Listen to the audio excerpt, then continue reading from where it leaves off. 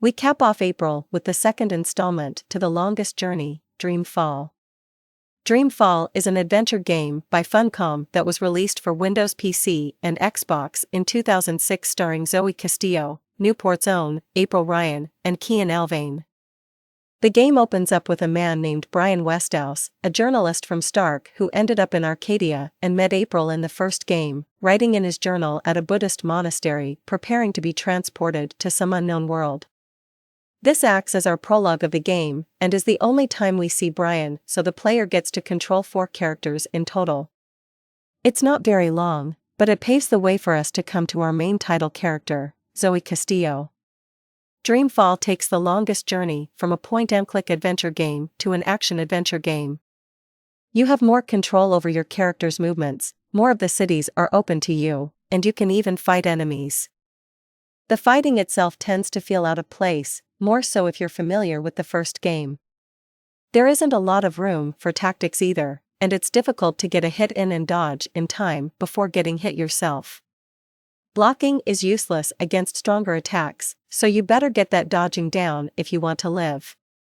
You have to anticipate what your opponent is going to do next, and then block or dodge accordingly and strike when they're open. Apart from that, there isn't much else to do with fighting, and it tends to drag the game down. Even through all the changes, the game is still an adventure game at heart. It's separated by chapters, which are notably shorter than in the first game, or at least they feel shorter, and you still have your choice of dialogue options. You have no control over when and where you switch between the 3 characters, and Zoe tends to have the longest screen time between the 3 in the early going.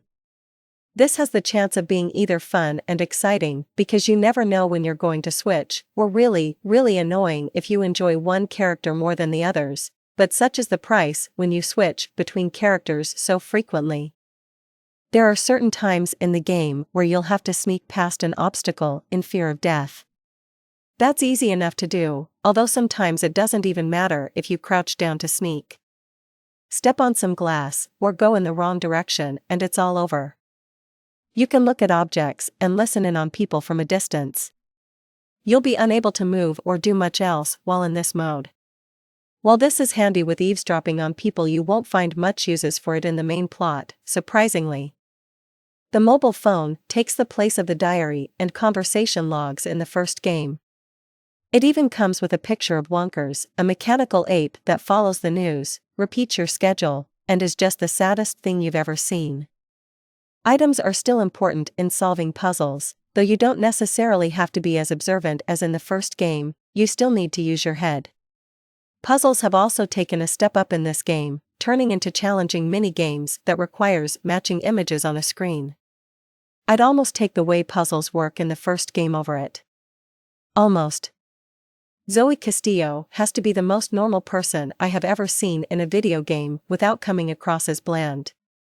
She lives a good enough life to where she feels she doesn't have any reason to complain, and feels like she's at a crossroads of what to do next, as the things she used to be passionate about just doesn't burn the same fire underneath her anymore.